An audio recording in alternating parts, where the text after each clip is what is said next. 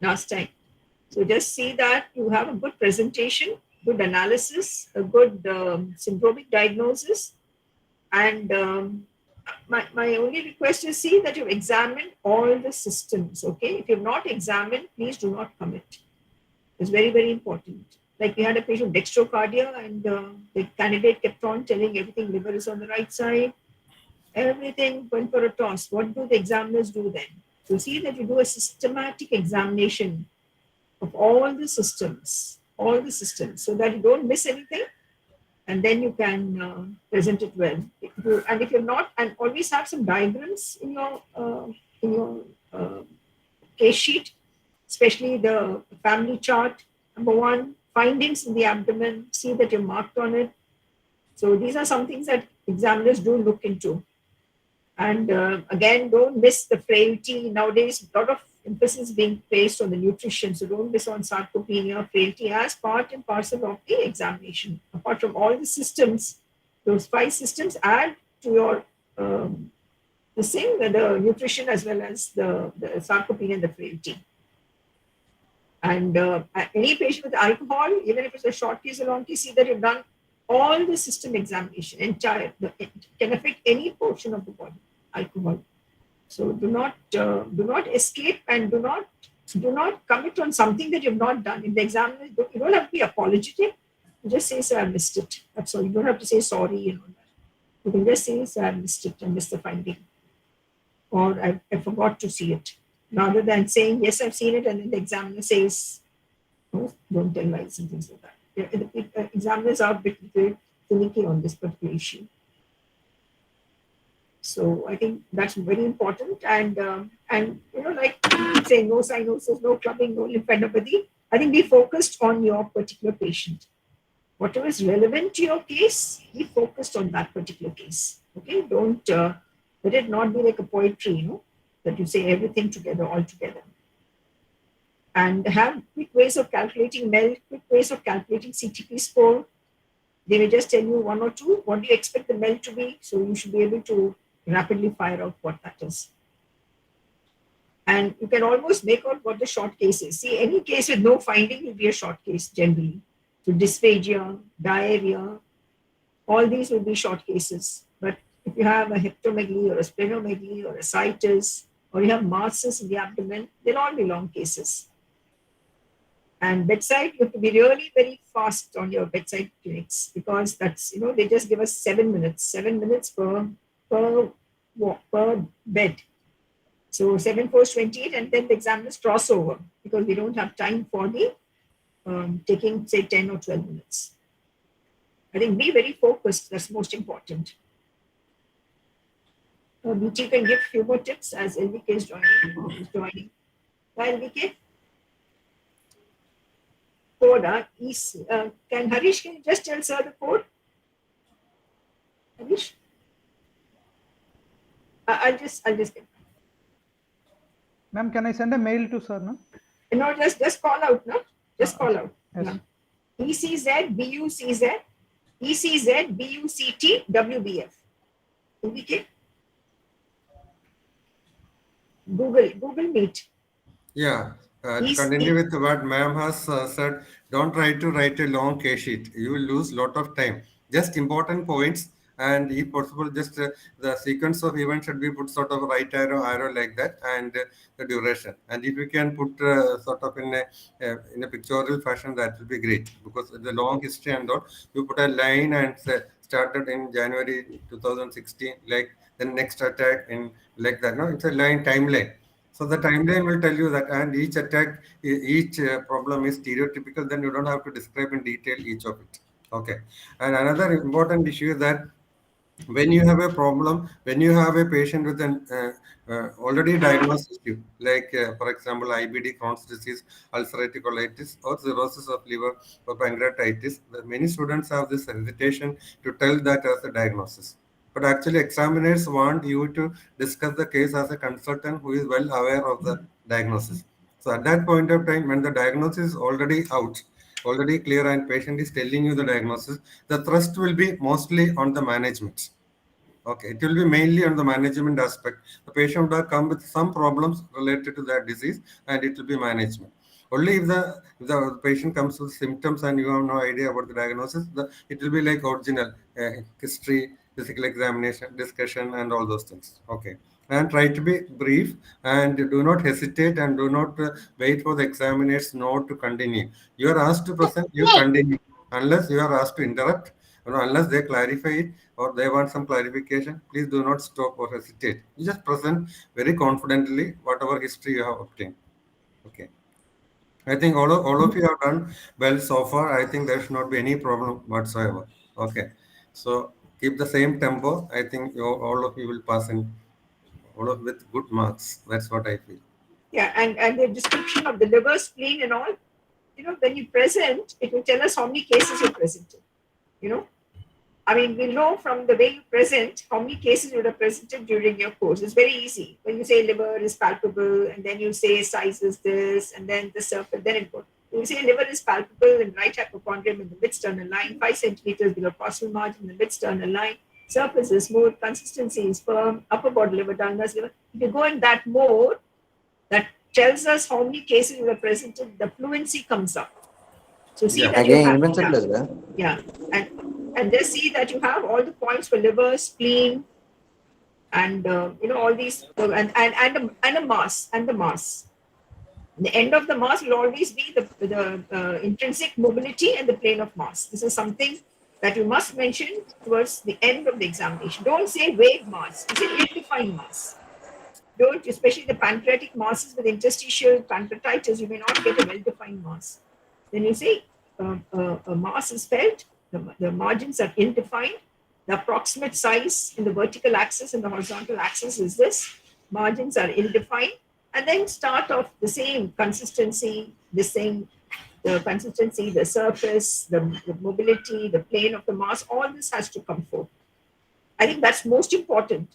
And in your answer sheet, as we've been always telling, just bullet the points. If I have to say pain in the abdomen, just have the bullets, 10 points. If I have to say the jaundice, you have the 5 points. Don't keep writing. Please, for heaven's sake, don't waste time writing in sentences. You're all good in your language. There's no problem with language. You don't have to write sentences. And then when you have the examination, just draw a cartoon, a head. Then just put the neck, put the chest, 2 hands and legs, and just draft out, okay, these are the findings I have to highlight. You don't have to write on examination vitals and all that. Just hair, you want to say lusterless, you say lusterless eyes, you say Bichot spot, whatever you want to say, just have that. No examiner is going to check your answer book, except at a time when there's a problem with your examination findings. So, NVK, you're around? I heard his voice for a while. Harish, any problem with his Ma'am, linking? I'm trying to call sir, ma'am, but sir is not reachable. Okay, has he passed on the slides to you? He's given the slides to me. Should I start sharing? Let me see. Yes, I can start sharing. He was having some problem. Yeah, okay.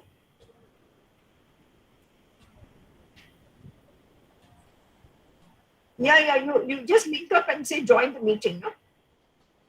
ma'am, I've sent a mail to sir, ma'am. Sir can just click on the You link. can see me. He can hear you. Share the slides.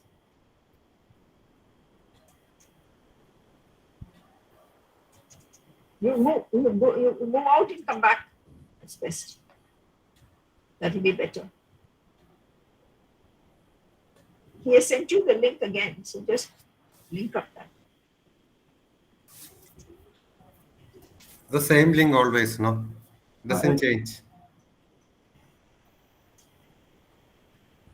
And whenever an examiner asks you to go and examine the patient again, that means there's a difference of opinion between your observation and the examiner's observation. So always, or whether you are right or Slides wrong, again. always You got act the as you slides. are going and examining the patient again. Never would say, I don't want to examine. You are given a chance to correct your findings. Okay. Welcome, Venkat. Good Good evening. evening, sir. Yeah, good. Harish has got slides, sir. Have you got the slides, Harish? No, sir, I don't have I this. don't know. You try sharing it.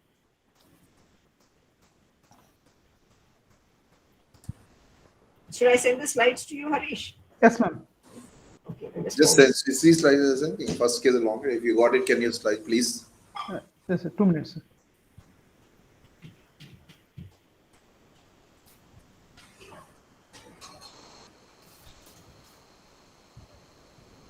I've sent you the slides. Okay, ma'am.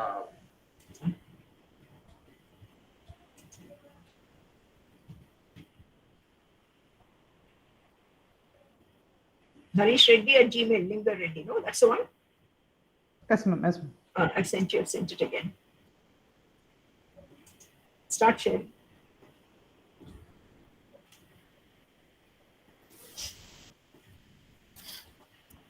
As Dr. VT mentioned, and very important, when examiner says go and examine, please, even shifting dullness and all, see that your clinical signs are well described. See how to look for a shifting dullness, percussion note.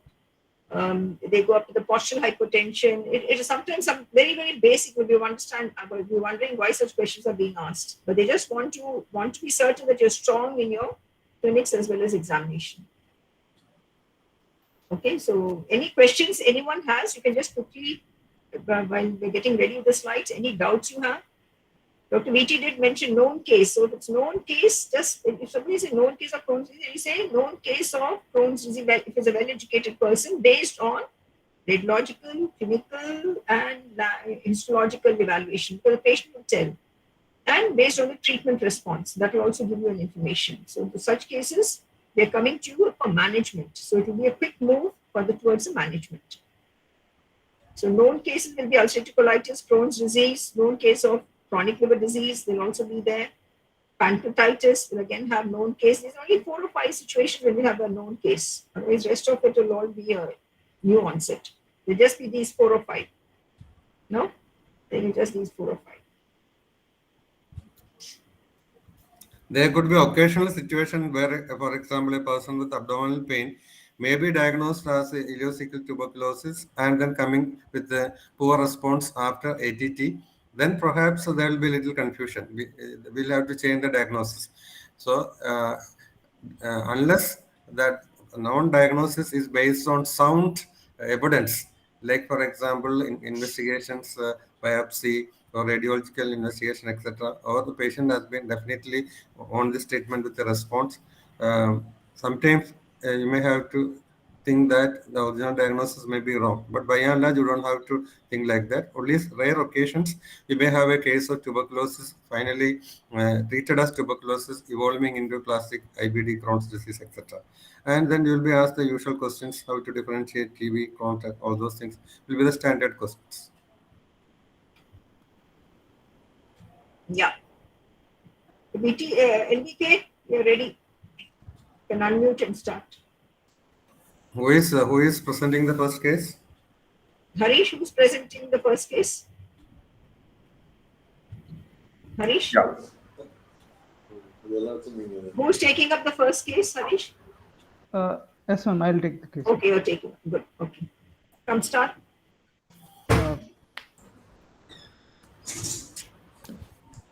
30-year-old female patient presented with abdominal pain since 2 weeks. Pain is in the epigastric region and hypochondrial area. There is no radiation of the pain. No aggravating and relieving factors not associated with food intake. Associated with abdominal You can just distension. stop there and just Yes. ask what all questions you want. Uh, So I think there are 2 chief complaints. Maybe one is abdominal pain, the other one is abdominal distension with edema. Hopefully, LVK, we can't hear you. Yeah. Please start. What are the chief complaints of the Abdominal patient? pain for 2 weeks and pain in the epigastric hydrocele. Yeah. Yes, sir. Epigastric and hypochondrial area, there is no radiation. Duration, what is the type of the pain? I would like to know, sir. And Can you Okay, hear me? what else you want Yeah. to know? Tell that completely so that we can give you the answer. Answer. What else you want in the history? All the questions you ask for pain, one by one. onset is 2 weeks. Duration is 2 weeks. And what is the character of the pain? And it has no aggravating and relieving factors. The Then pain you was can- mostly. Can you hear me? we Yes, can sir. hear you. The pain was mostly or a dull aching pain. It was more in the epigastric and right upper quadrant. And she didn't have any acute pain, but she had a very, very dull epigastric pain. It was not radiating to pain. There was no aggravating relieving factors. Generally, we asked whether there was any pain increasing while was there any food intake. LBK, 1 minute. Let him ask. What are the questions you'll ask? Uh, Aggravating and relieving factors. Ma'am, does the pain aggravates with food intake, or is there any is there any relation to bowel movements, or is there? Epigastric pain is not related to bowel movement. No? That's when you start going down. Okay. Epigastric pain, just think of the organs there, viscous or viscera and there, and then what questions will you ask? Aggravating and relieving. Type of onset, peaking, duration of peak, and is there any how much does it resolve spontaneously, or is it? Sir has already said it's a dull continuous pain. No? So it's a continuous pain. So we just want to know what are the relieving factors and what are the aggravating factors. For food intake, IV medications, analgesics, or is there any? Suppose variation let us take one by one. See, moments a question like this comes up, no? There's Yes, a liver there, the epigastric, right? Yes. Now, what are the conditions when a liver you can get a pain from the liver, which can be dull and continuous, and what will be aggravating and what will be relieving? So take one by one, that's it. Yes, ma'am. In case of a biliary colic, pain usually. Liver. First is liver, then go to the biliary. Okay, ma'am. Liver, it will be continuous pain, maybe a dragging type of pain. Then posture, change of posture. There's a huge liver, right side, they'll feel comfortable. Hepatocellular they'll try to plaster, they'll lie on the right side. Then there's this thing. Then in respiratory excursion, do they have pain? The cough, does it cause aggravation of pain? So these are the things for the liver. That's all that you have for the liver. And don't, for this particular continuous pain, don't see relation to food intake. Food intake will be intermittent pain. Continuous pain is more of the viscous that has got expansile type of a character. Okay? Yes. Okay. So now come to biliary. Can it be a biliary pain? Biliary pain usually will be moderate to severe in intensity, and it usually peaks in about 30 minutes and then lasts for about 6 hours. Sudden onset. No, it's a sudden onset. Biliary colic will be a sudden onset. Yes, ma'am. But this is a dull continuous. Biliary pain can also be related to the epigastric. It can not be always right hypochondria. That's one thing. Why does it get referred to the epigastric? Arises from the foregut. That's it. Okay. That's all. That's the answer. Okay. Continue. And aggravating and relieving factors, what do you think? What are the possible questions you will ask them? Is there any variation with the posture in case of forward posture, exactly. relieving by the forward stooping or postures? So one is any postural change, Yes. or any food intake. Okay. Movement, other physical movement, respiration. Movement with respiration, aggravation with respiration. And which pain will be aggravated by respiratory movements? Sir, in case of subdiaphragmatic abscess or a liver abscess. Okay, when there is a peritoneal component or there's a pleural component also. Yeah. Peritoneal and pleural component. Sometimes you can have a liver abscess with a sympathetic effusions. You can have a cholangitic abscess with sympathetic effusion. All that can cause. HCC. Yes. HCC can and also. What happens? So, if your patient has got a biliary pain, he's got any relation with vomiting? Usually. More of a reflex pain. As well. It won't improve with vomiting. Exactly. So they don't improve with vomiting. That will give. So if you have a severe epigastric pain, which is even a biliary pain can be a epigastric pain, and especially in acute calculus cholecystitis, the pain is epigastric. But if a patient has got a gallstones with say a superimposed malignancy, then the pain is slightly different. They don't come with it, but they will have a dull, boring pain which can be very severe after taking food. Okay. What about the retroperitoneal lumps? Mass. One is pancreas. Any other? Retroperitoneal. which can present with the pain in the epigastrium. Okay. It can be spinal in origin also. No, they're all Okay. just think of the have a wide thought process, so that you're not likely to miss anything. What else can there be? There's the spine, there's an aorta in front, there are nodes there, then you have the pancreas, and then in front of that you have the stomach, and in ahead of that you have the liver, and this side is the gallbladder. That's it. So when you say the no history, it has to be just focused around this, just around this. Okay. So there's no aggravating, no association with food intake. What else would you like to ask? Anything else? I mean, before we move on to the next, early satiety, nausea, vomiting, any Is there a difficulties? bloating sensation, early satiety? Yeah. Any reflux symptoms or vomiting? Is it associated with vomiting? And okay. Does the vomiting relieve pain? Sir, sorry, sir. Does the vomiting relieve pain? No, if you have a general, say, a pain in the GI tract, you need to ask for a pain vomiting. No? So you have certain situations where the vomiting will relieve pain. Is that? Yes. So which situations will you have vomiting relieving pain in the stomach? Usually gastric outlet obstruction. Yeah, one can be even duodenal ulcer. Yes.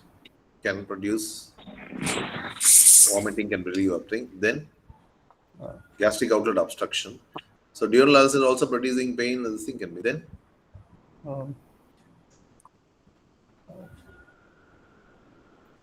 Any small bowel pathology? No. Yes, sir. Proximal small bowel pathology. You think vomiting, it may relieve pain. I got you. Small bowel obstruction. Okay. All these things are very, very important. It's okay. In this context, there's no gallbladder and pancreatic pains don't really get relieved with vomiting. Yes. Move on. Yeah, there are situations where the patient can have acute abdominal pain and vomiting may not be related to anything with the hollow viscous. For example, cholecystitis, pancreatitis, appendicitis, all those conditions you can have vomiting along with the acute pain. Renal But colic. it does not necessarily mean there is a bowel lesion. Okay. So that is unrelated. So the pain usually is not relieved by vomiting. That is what A very elderly patient, mesenteric ischemia. Okay. Now this patient has got something in the last two lines. Abdominal distension, edema. BT just once. So Harish, what sir was referring to is called as reflex phenomenon. No? When a person is pain, the reflexes either want to pass motion to relieve pain or they'll have vomiting to relieve pain. So they're all reflex phenomenon with an attempt of the individual to relieve pain. So all acute pains, most of them will always will be like, as sir said, gallbladder, pancreas, ureteric colic, acute appendicitis. They're all acute pains where somehow they want to relieve the pain and they'll do all sorts of things. But it's got nothing to do with the disease state. Very important. So don't attach too much importance to that vomiting. Okay. Yeah. Okay. Last two lines. A patient has abdominal distension and pedal edema since 2 weeks, which is gradually progressive. I would like to know which among the abdominal distension and pedal edema started first, and is there any associated decreased urine output, then orthopnea, PND, or any chest symptoms? So like once she had this vague abdominal pain, then she noticed a pedal edema followed by abdominal distension. It was very gradually progressive. This was not related. This was not associated with any cardiac symptoms. She didn't have any paroxysmal nocturnal dyspnea. She did have a mild low urine output, but again she went and took some medication, and then the urine output, she says, is improved. But she didn't have any paroxysmal nocturnal dyspnea. She didn't have orthopnea. She did not have any dyspnea on exertion, or there was no cough. Okay. So abdominal distension and pedal edema. What are the usual conditions you think, and what are the other questions you ask? Fast. Sir, in case of abdominal distension and pedal edema, we'll be thinking mostly of either liver. Liver cirrhosis with the decompensation. Or it is a renal. Why did you ask for the sequence whether pedal edema occurred first or abdominal distension occurred first? What did you want to find? In a case of liver cirrhosis, abdominal distension will be the first to come, followed by pedal edema. Whereas in case of a cardiac failure, pedal edema or a dependent edema starts first, followed by abdominal distension. How will you differentiate renal cause? Renal, usually it will be more of an anasarca with facial puffiness and abdominal distension associated. Cardiac.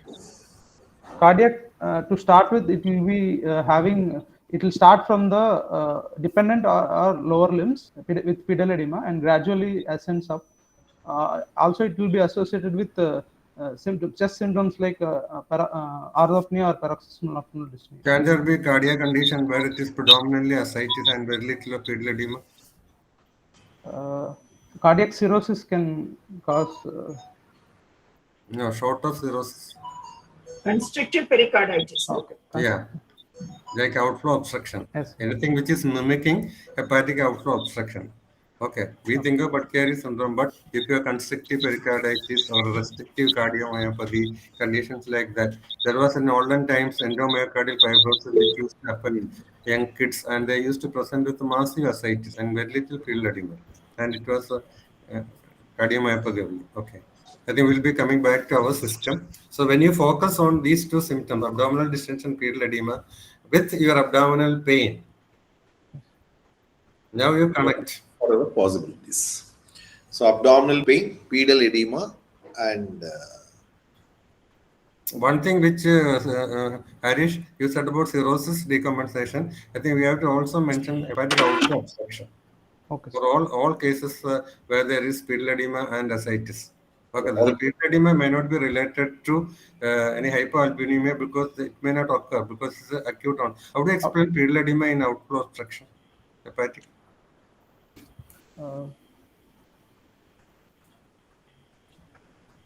What is there to think? When will you get IVC involved? That's all, no? Okay. So it extends to the IVC. IVC. Ascites is due to hepatic outflow obstruction and pedal edema is actually due to IVC obstruction. IVC obstruction. Yeah. Yes. Same as cardiac. Same as cardiac. Okay. Yeah, and this is what we're trying to tell you. Know, there should not be any thought process in this. You understood? Yeah. Yes, ma'am. So now, if you try, can you link up these two now in this particular case? What's happening? That's one.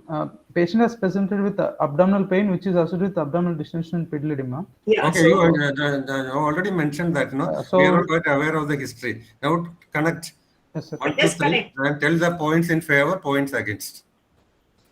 Yes, just connect with this history itself. You can connect. yes, ma'am. We can.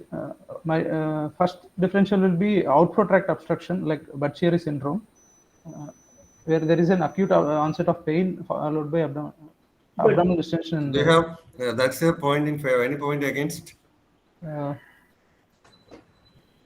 Other Which is acute onset. So, what do you expect? Onset can be acute or subacute, but will the pain continue for 2 weeks? That's it unusual, no? yes, sir. Okay, but this is one thing which I have to consider. Let him finish. All his Other details. points favoring are female patient and young female patient in case of Buddchiari. Why female patients are higher prevalence? Sir, most commonly use of OCPs are related to pregnancy. Related to pregnancy or any OCP or OCP women for use- fertility, they may be taking many drugs which are capable Yes, of producing thrombosis. Okay. Now, before moving to the next slide, what questions you want? Yes, ma'am. I would like to ask about is there any presence of any jaundice or Okay, next. decreased? Next. Is there any OCP usage or Okay. any family Okay. history of Okay. Then, of thrombosis in the family or not? good. Yeah, Then which thrombotic process will be there in the family? First degree. Protein C, S, and antithrombin 3. okay. They all will. You don't even have to evaluate the patient. If you have a first degree relative, why in a cirrhotic patient you don't assess this because you expect it to be low. But if you have a first degree relative who's got positivity and there's a family history, you don't even have to investigate the patient. That history is so strong, this history of protein CS and antithrombin 3. So you'll ask for history of jaundice, family history, then anything else? Is there a history of marriage, conception, history of abortion, All those things important. Recent delivery. Yes, like in case of lupus. So how does her obstetric history is Sir, relevant in this case? Sir, bad obstetric history will be present in case of Which was Apla be syndrome. specific. We cannot consider obstructed labor or pelvic bone problems. Recurrent abortions. Due to abortion due to Apla syndrome, sir. okay, good. Okay. Fetal loss. What are the questions? Fetal loss. You can have recurrent abortion. This patient has come to you in the OP with pain in the abdomen, the ascites and edema leg. Quickly tell what questions will be asked. That's all that we are asking.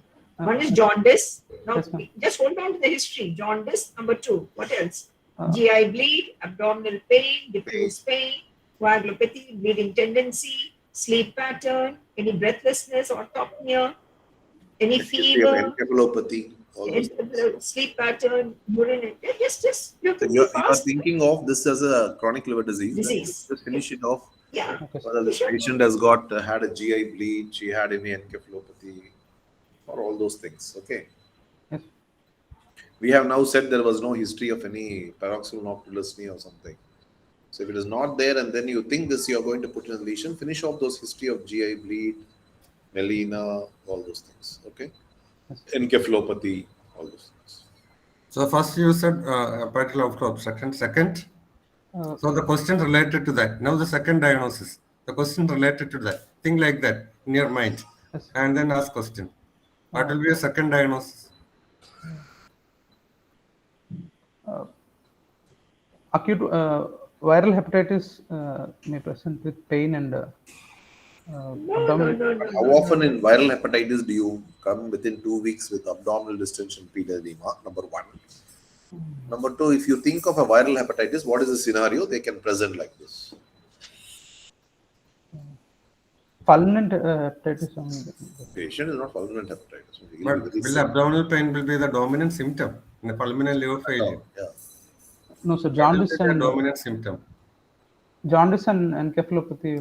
Jaundice and related of a liver disease. We have said one is outflow obstruction. You said you brought in viral hepatitis. When you brought in hepatitis, you think this is an acute viral hepatitis, fulminant hepatitis come with jaundice? No. Pedal edema. Harish, to avoid confusion, think of the most possible diagnosis in your mind, and then first 1, 2, 3, 4 like that. So in viral hepatitis, if you have used, what will be the scenario of a viral hepatitis which can present like this? One, abdominal pain, then abdominal pain. That I said this is a vague, continuous, dull, boring pain. Abdominal lesion and pedal edema in 2 weeks, and followed by 2 weeks time. So if it is a viral hepatitis, just explain me a scenario where they can present like this. Abdominal pain continue to 2 weeks. Now, usually it is the initial phase only. If at all there is abdominal pain. Acute viral hepatitis pain does not continue once acute icterus sets in. So it can't be. And patient with acute viral hepatitis, fulminant hepatitis don't come with jaundice and ascites. They come within 2 weeks. Yeah. Now you think that somebody has got a chronic liver disease and then they can. Can it be chronic liver disease? Now we will be asking you a direct question. Yes, sir. It can be a decompensation of a chronic. Why pain? Why pain? Hepatocellular carcinoma. Yeah, that is what. That's what we meant. Mass lesion. So is it? So if it is a 30-year-old female, you think hepatocellular carcinoma? Mass lesion. What are the predisposing factors? This is the ideal age. There's something, this is not the ideal age you see hepatocellular carcinoma in your hospital, no? Yes, sir. So if it is so, there must be a very dominant. What will be the thing? If you think that this is hepatocellular carcinoma. Sir, Buddchiari has No. We are into hepatocellular carcinoma. You cannot go back now. No, you are talking hepatocellular carcinoma. What will be the predisposing condition for us?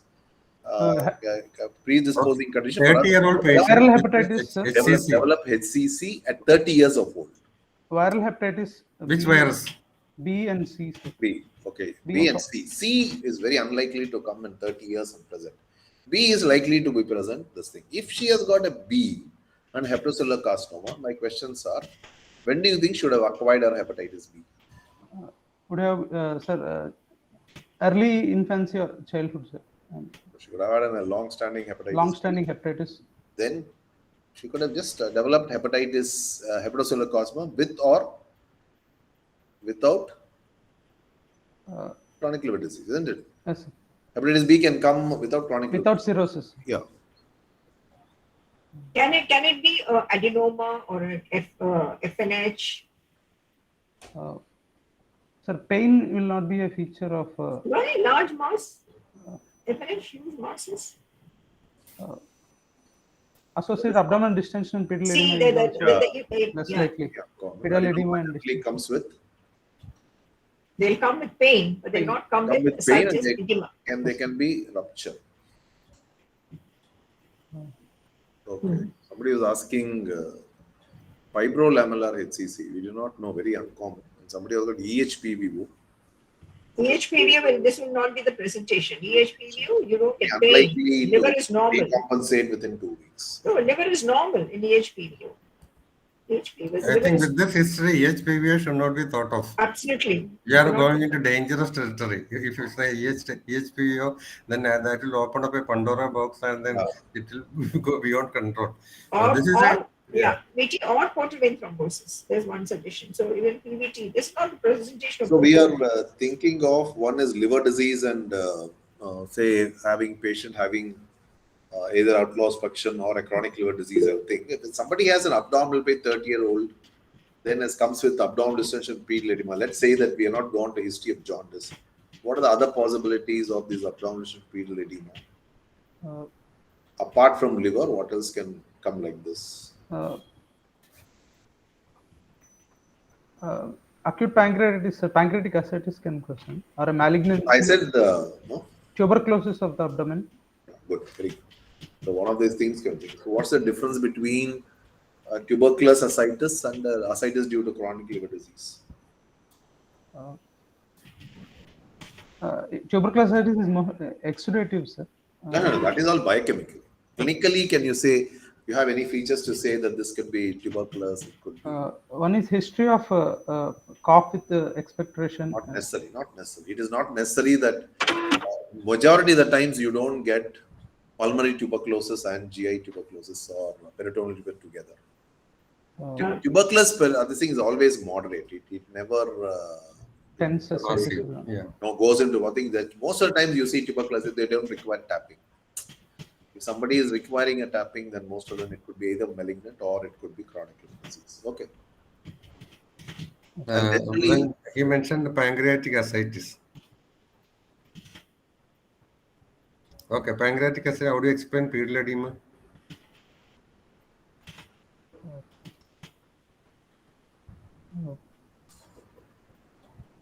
Yeah. Anyone else?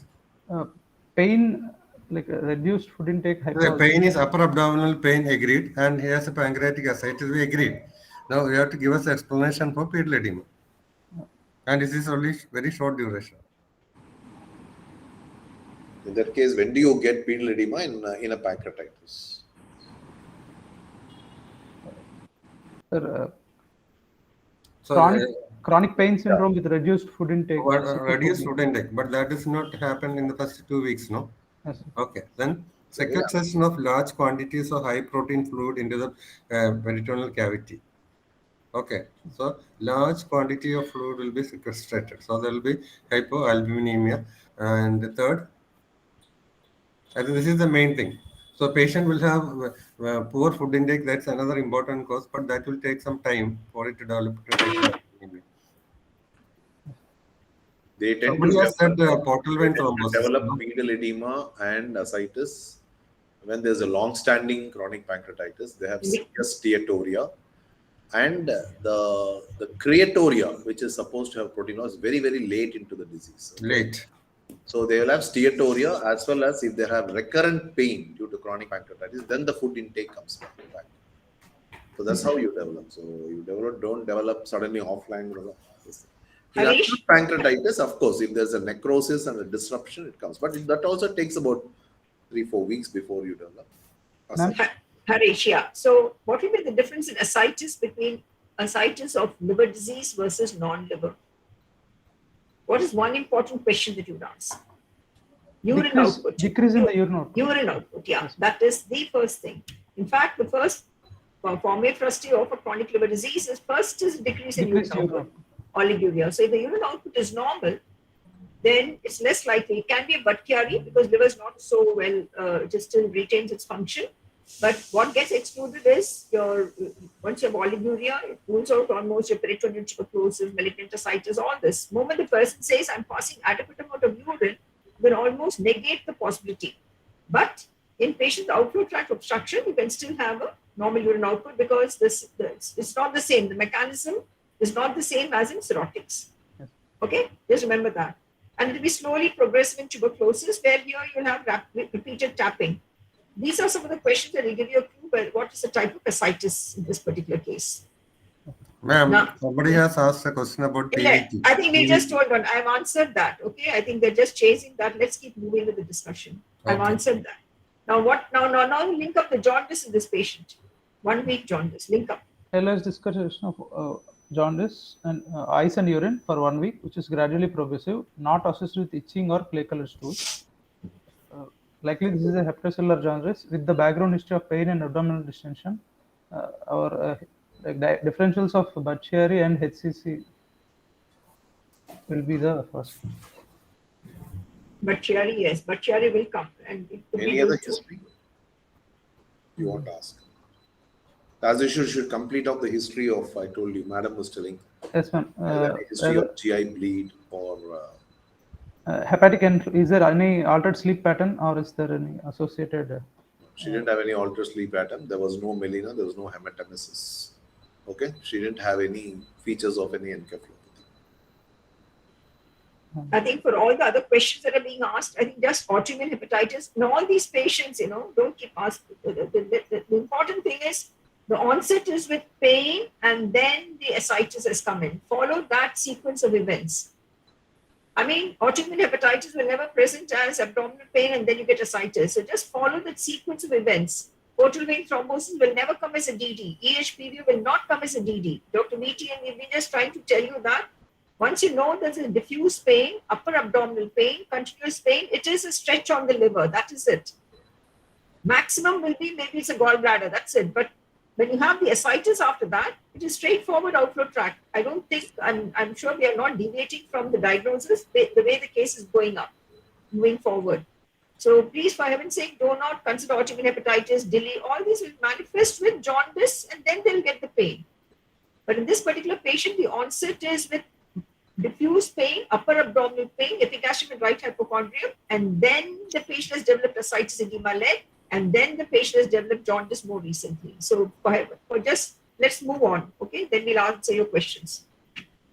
Now, history of fever, would you like to know? Okay, now read out all this. No history of fever. No history of fever or GI bleed. No history of loss of appetite. No history of orthopnea or PND, breathlessness. Chest pain or palpitations. No history of prior surgeries or cam intake. No blood transfusion. No high risk behavior. Anything else you'd like to know? I think most of it is there. Yes. Will we move on? Yeah, we'll move on. Next slide. Yeah. No illness in the past. Okay, next slide. So you'd like to know her marital status, you'd like to know her kids, you'd like to know her past obstetric history. Whether is there any history of early pregnancy loss? Two normal deliveries, undemented pregnancy, no history of any OCP. OCP use. Right. Now, differential diagnosis will be first differential. Can you summarize this? Summarize and give us syndromic diagnosis.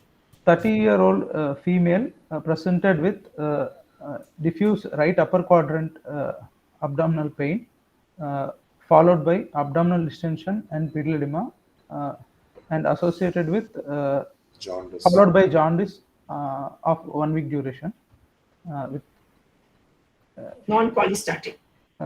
Non-cholestatic jaundice, with no history of any GI past GI, no history of GI bleed, encephalopathy, CAM, OCP intake. Okay. Yes. You have to mention important negative points. All that have to be taken. Okay. Yes. So what's your syndromic? Syndromic diagnosis is hepatic outflow tract obstruction, portal hypertension with ascites, and What do you think is hepatic outflow obstruction? second possibility would be hepatocellular carcinoma Oh, over I a think background of no. Yeah, one is you shouldn't if you're telling hepatocellular carcinoma, that means she has come with some sort of a decompensation jaundice. Is it coming on a setting of a chronic liver disease? Or do you think she just has a chronic liver disease? Sir, Is it simple chronic liver disease or Is it a simple decompensation? chronic liver disease which is now decompensating? pain is unable to Okay, explain okay, with simple agreed. decompensation. Agreed. But sometimes you may not be able, maybe this thing. But if you think at 30 years, if this patient has come with a chronic liver disease decompensation, apart from Buddchiari, what will be your diagnosis? One So, is what are your differentials for a chronic liver disease in a 30-year-old lady? hepatitis B is a Wilson's disease. Hmm.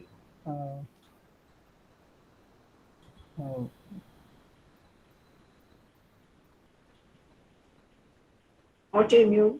Autoimmune, hemochromatosis, undiagnosed. Unlikely. Uncommon. Female 30 years. Female 30. Okay. These are some of the DDs. Yeah. Yes. Among the vascular disorders of the liver, sir,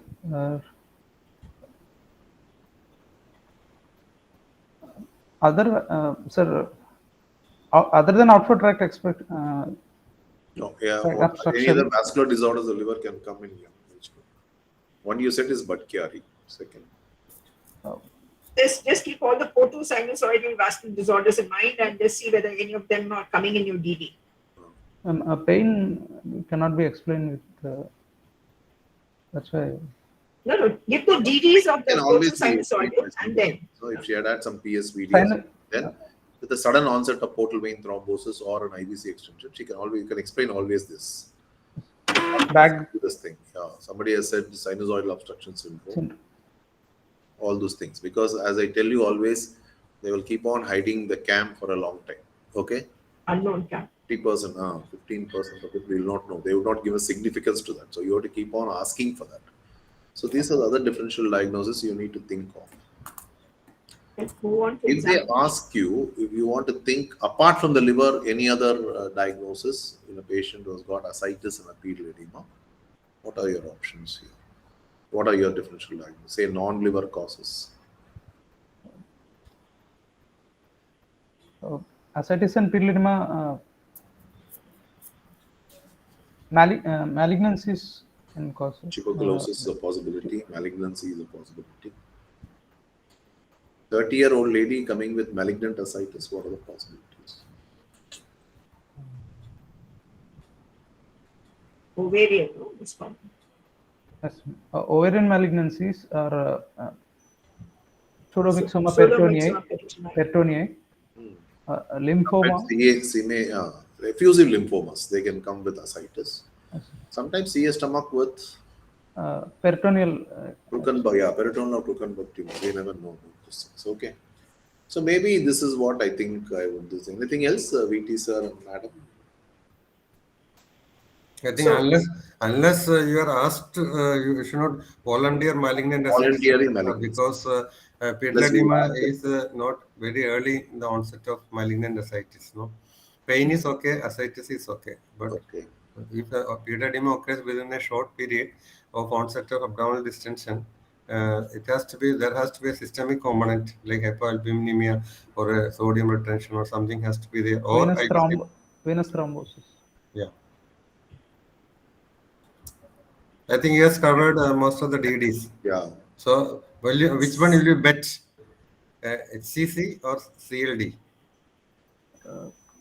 Sir, jaundice is prominent, so I will go for outflow tract obstruction rather than HCC. Okay. Can you have everything together in the same patient? Yeah. CLD, Yes, sir. Both CC, can. and CLD, obstruction. CC, and thrombosis. It The can first and the second diagnosis combined together. Uh, Sir, HCC can cause venous thrombosis, sir. The other way around, Buddchiari also predisposes to HCC. No, it's cirrhosis liver, HCC, plus even the person can have additional hepatic outflow obstruction. So HCC is a risk factor, no, for hepatic outflow obstruction. Yes, sir. Okay, we'll proceed. Can you go next slide? On examination, patient is conscious and oriented. He is efebrile. Icterus is present. Pedal edema present. No peripheral lymph nodes. Clubbing, no clubbing. Blood pressure is 110 by 80 millimeters of mercury. Pulse rate is 86 per minute. BMI is 20 kg per meter square. Okay, move on. Per So, abdomen, yeah, that's just so if it was, say it was a constrictive pericarditis, it's possible, which is possible. So just see that you know all the signs, all are asked, all these questions are asked, okay? Pulses, paradoxes, a small sign, what will be the blood pressure? They'll ask all the questions because this may just be a case of constrictive pericarditis, which also behaves like an outflow tract obstruction. Okay, can it be right-sided heart failure? Again, it will present like this. You have a large liver. Yeah, and towards the end, they will have jaundice as the end stage. So don't miss all this. So just outward tract is right from central vein upward, right up to the RA, up to the RA. Right orifice atrium. of RA, Right IVC atrium. opening. Up to the IVC RA, right atrium, myxomas. So All these were present. Can it be a POPH? Can it just be a simple case of POPH? Portopulmonary hypertension. What will be the presentation? It may just be that the patient has got only right-sided heart failure, the patient's got a large liver, patient's got ascites, and patient's got edema leg. Portopulmonary hypertension patient will have breathlessness, desaturation on. No, not the POPH. HPS, you have the desaturated apnea and all that. POPH should behave like right heart failure. No. Okay. So all the outflow tract will be from the central vein right up to the RA, up to the pulmonary artery. So keep that in mind. The outflow is right up to the pulmonary artery. So therefore, that orthopnea, all those questions will come up. And edema leg will come ahead of ascites. And sir also mentioned that edema leg has come ahead of ascites. So can it just be a membrane in the IVC? And the patient has had secondary obstruction to the hepatic vein, now presenting with, these are the things you have to discuss. When you say Buddchiari, you have to say, is it hepatic vein alone? Is it hepatic vein alone? Presence of pedal edema, we will think of involvement IVC as well. So do you think it's a combination? Yes, what sir said was, it starts as abdominal pain, and then there's edema of the leg, and then there's ascites. So is it possible that you're dealing actually with a web or something there in the IVC? There's a thrombus which is extended to the hepatic vein, and then the patient has developed ascites and is decompensated. This is the most common presentation of a web in the IVC, web or a constriction of the IVC. Yes, ma'am. Okay, and please read about the classification. Datta's classification is something very simple. Type 1 is hepatic vein, type 2A is IVC with hepatic vein, and type 2B is just IVC alone. So hepatic. Get all those things right. So therefore, I was discussing about all the signs of right heart failure. See that you not miss the JVP, a small sign, pulses, paradoxes, all these signs. What is A wave? What is B? It can go to any length. Okay, see that your basics are strong on this. All right. Okay. There, see, we don't even know what the case is. Per abdomen soft. Per abdomen examination soft. Back veins are prominent. Acromegaly of 3 centimeters from the right intercostal space, right costal margin. Free fluid is present. Bowels. What else will you describe in the liver? We have what do you want in the liver? You have felt a hepatomegaly in the right side. Describe the liver. So, what are the questions you want in the liver? What all things you see in this liver? As mentioned, extent of the liver enlargement from the right costal margin in the midclavicular line. Apart from that, we have to see the consistency of the liver, surface. What all you want? Consistency. Yeah. Surface, nodular, whether nodularity is there or not. Edges are sharp or smooth. Then, is it tender or non-tender? was non-tender. Okay, not very tender. And palpability in It the was a firm epigastrium. liver. It was a firm liver. I didn't find any nodularity. So Liver surface is span, somebody asked, was close to about 16 centimeters. all of you keep answering on the chat box, okay? Just hold on, please. Let us keep discussing.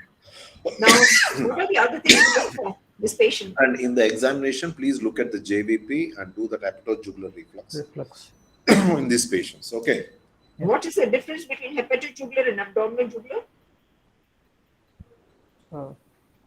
And how do you do it? We have to place a continuous pressure in the right upper quadrant and examine for the. What will be the position of the patient? Patient will be in 45 degrees position. Just like you do JVP. Okay. Yes, sir. 45 degrees. We have to apply a continuous pressure on the right upper quadrant. With what? What will you apply? Right hand. Okay. Standing on the right side of the patient. How long? For about 30 seconds to 1 minute, sir. Okay. And we have to 30 seconds, no? Yes. Then we have to observe if there is any rise in JVP, and we, once after relieving of the pressure, if the JVP is again falling back. Madam asked one question: what is the difference between this reflex and abdominojugular reflex? What is hepatojugular and what is abdominal jugular? So when liver is not palpable, it's abdominal jugular. Very simple. No? And don't say positive, negative. You just say present or absent. Yeah, if HGR is present, that means it's patent. Don't say positive, negative, which is again confusion. The other important thing is sometimes you may find a mass in the epigastrium due to caudate lobe hypertrophy. Okay, but in exam, don't you say a mass is felt, but do not commit too much on it, because only in this case I would definitely look for a caudate lobe, and you'll feel it as a nice mass around the junction of the right rectus and at the junction of the ninth rib. Sometimes you may find that lumpy mass, that it's a caudate lobe hypertrophy. But it's a little far-fetched for you all, so just at least mention that. Don't mention left lobe and right lobe. Just mention in plain. And you have to mention about the liver palpability in the epigastrium. Okay. What else is missing here? What are the things? She has raised her hand. What are the things that are missing here? Oh. What are the things that are missing here? Back veins are present. What else will you look for? Abdominal veins. Yeah. Abdominal vein and flank veins. Okay. Flank vein. We look for the abdominal vein. These are all just written, so we just want to find out what else you know. And what about the spleen? Would you look for a spleen at all or not? I will look for the spleen now. Yeah, the spleen was just palpable. There were no back veins. There were back veins. They were very prominent, but we didn't find any. We had probably flank veins, but there were no anterior abdominal veins. So what's the significance? Ma'am, flank veins and back veins are seen in case of IVC obstruction, where the flow will be directed from the spleen was palpable. At what level? Below the level of umbilicus, we have to check, ma'am. No. You said back veins indicates IVC obstruction. So I'm asking you at what level? What level of IVC obstruction? So just to make it cut short the whole thing, infrarenal. Infrarenal will have all features in the lower limb, but you'll also get all the veins in the anterior abdominal wall and the back veins. Because the flow is through the circumflex, its flow will be from the superficial epigastric and the back veins. What will not be there is a palpable liver or features of portal hypertension. Infrarenal. Okay. Renal segment will manifest as nephrotic.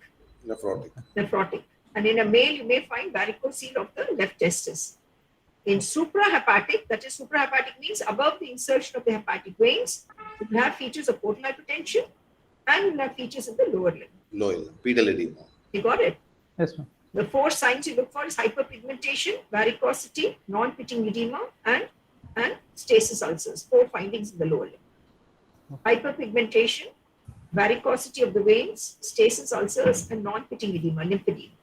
There were no eczematous changes. It goes as a sequence. And we couldn't appreciate any varicose veins, but there was pedal edema. There was no.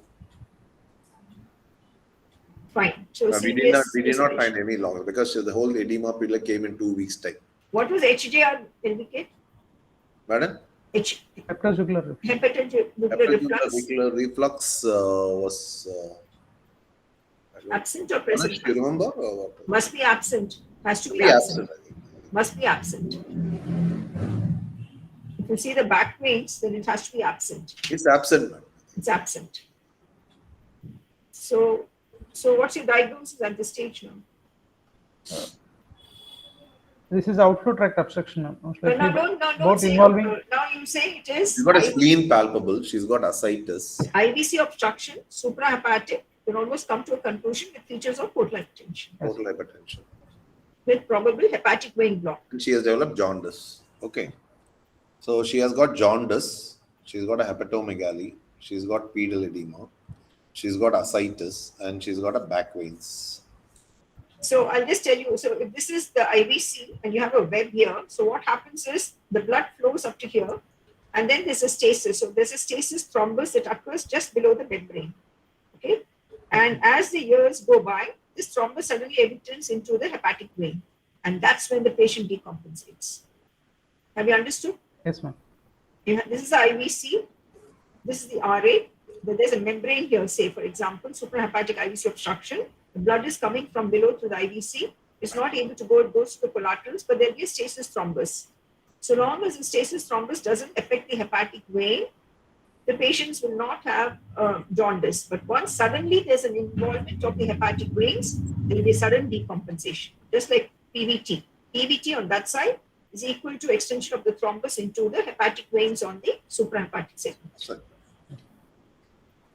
So she's got a spleen, she's got ascites, she has jaundice. So we need to think probably she definitely has a suprahepatic IVC obstruction. But at the same time, we need to think whether she has got a concomitant hepatic vein obstruction also, which was there earlier. Yeah. Hepatic vein will be mainly because of the fact that spleen was palpable, and there is something which has triggered. Okay.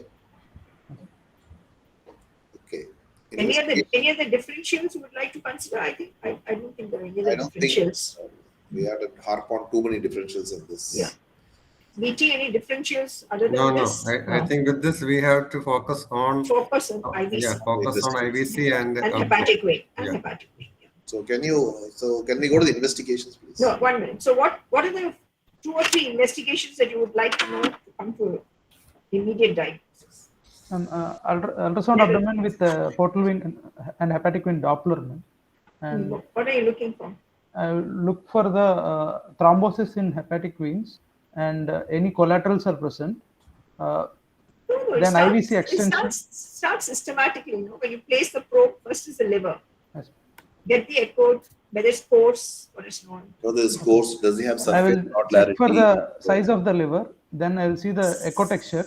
Echo texture, yeah. Then you will start looking at the portal vein. Portal vein. And then we'll trace the portal vein right up to the spleen, so that you have your Sphenomegaly is present or not. and whether there's a thrombosis in the portal vein as well. Yes. So they can have thrombosis here. And then you start looking at the hepatic veins. Yes. How many are there? How many hepatic veins? 3 hepatic veins are present. Which are they?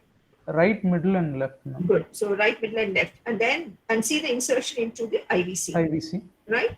And then once you've got this, then you start looking whether to switch on the Doppler to see if the flow is present or not, or is there a turbulence or reversal of the flow also can be seen. tract obstruction.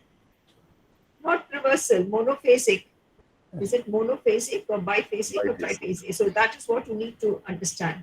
And most important, you look for comma-shaped collaterals and whether the flow is hepatopetal or is it hepatofugal. So this is the way you answer. Why I'm telling you, this is the way you'll answer. Okay. You cannot be hesitant. You cannot go to the liver and then go to the spleen and then go to portal vein and then go to IVC. You people have not done ultrasound. We we've done ultrasounds. We know as we place the probe, first is the liver. And then we trace the portal vein. And then we see the spleen. And then we go to the hepatic vein and then the outflow tract. So that's level 1 investigation.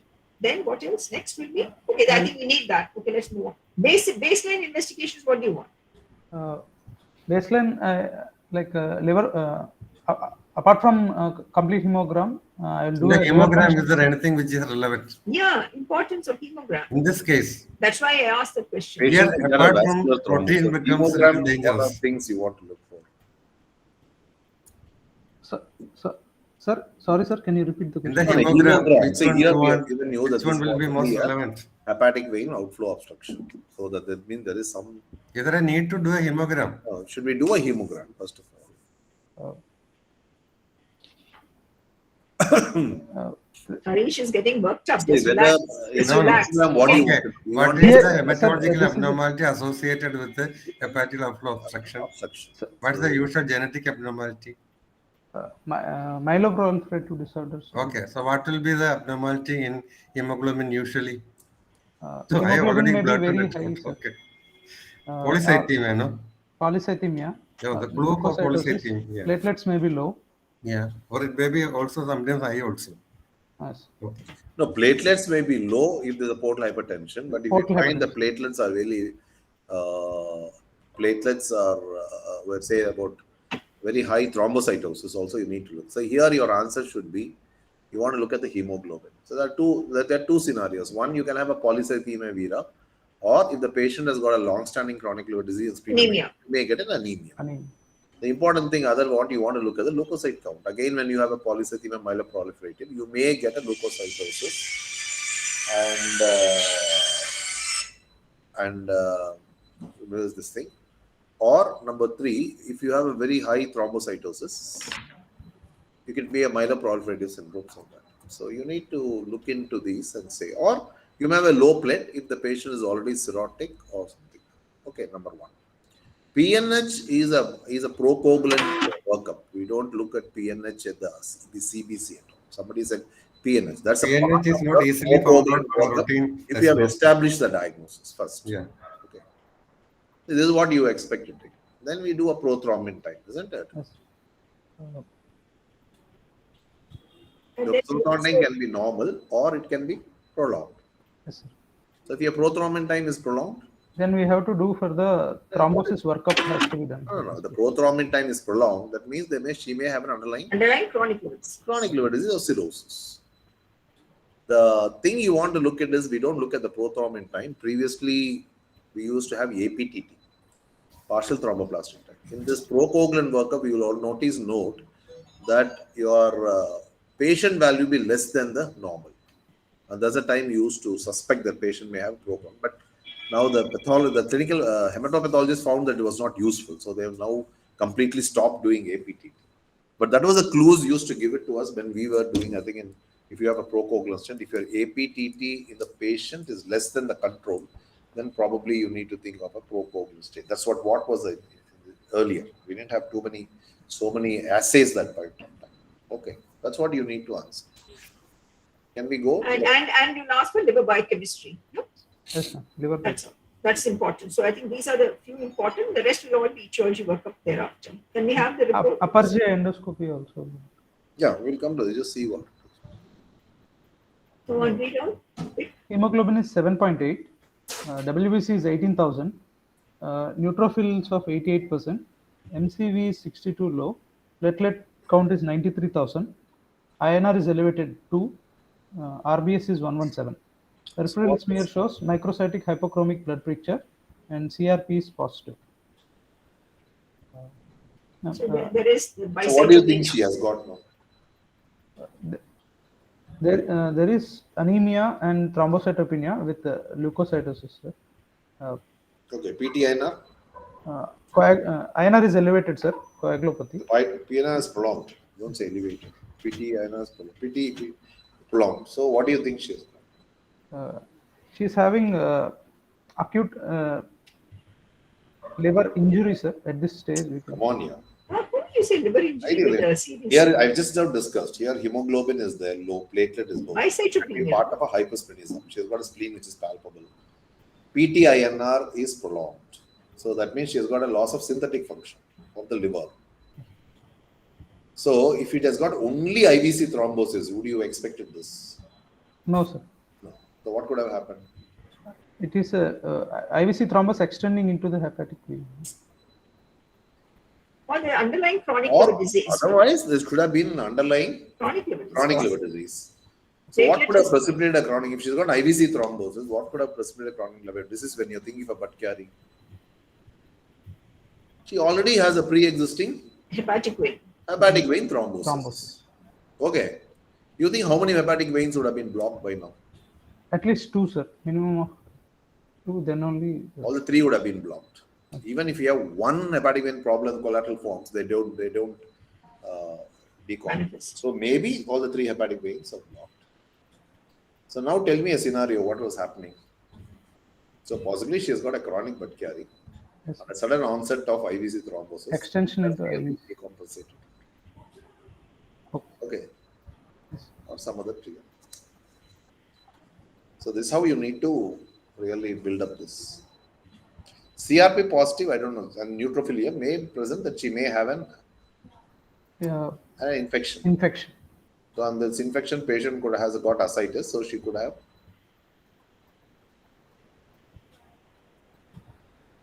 Which infection? Which infection is common when patients got ascites? SBP, spontaneous bacteria. She might have an infection. These are all things. These are all you'll be thinking. Okay. Can we go to the next slide? Just see. What else you want? Yeah. Total bilirubin is 3.2. Direct is 2.3. AST is 947. ALT is 546. Total protein is 6.8. Albumin is 2.8. GGT is 29. Alpha 60. Urea is 29. Creatinine is 1.42. Sodium and potassium. Sodium is 130 and potassium is 4.3.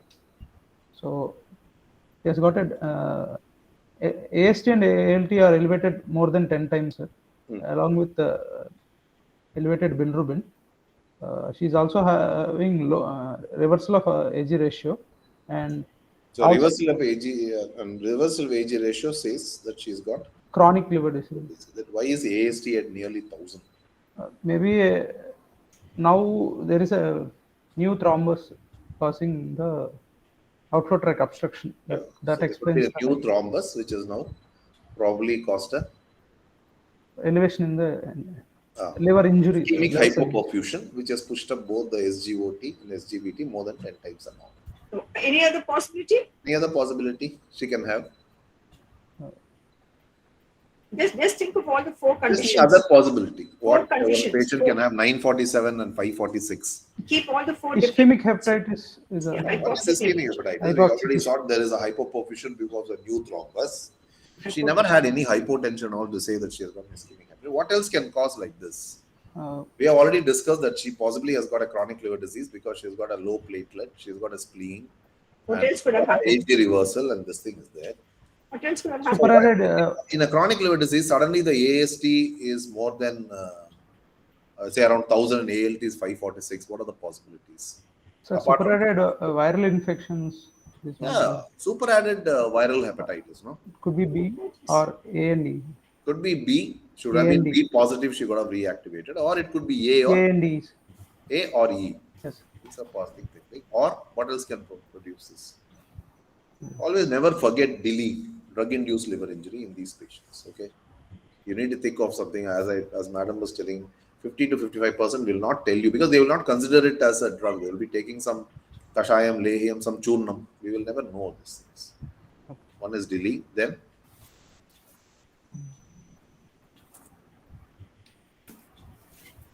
so these are probably you will think of a superimposed by thing or a DILI. Okay.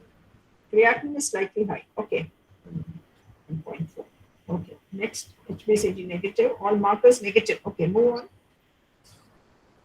Acetic fluid. What do you expect in acetic fluid in this patient? High SAG and high protein. Good. So high SAG and high protein. Look at this. Total count is 160. The total protein is 3.29, which is high. Albumin is 1.59. So SAG is more than 1.1. It is a high SAG, high protein. What are the various causes for this high protein in this patient? Why do you get high protein? In a case of outflow tract obstruction, synthetic function is lymphatics. Nothing. It's just the lymphatic ooze, which is the lymphatics which open up. Whenever what is weeping liver? It's a weeping liver. When the veins are blocked, the lymphatics open up.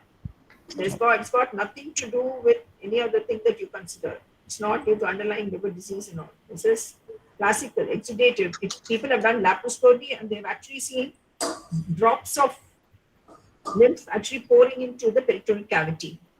Okay. Yeah. Have you ever read Boyd pathology? If you read Boyd pathology, he will say this sort of ascitic fluid is sweating of the liver.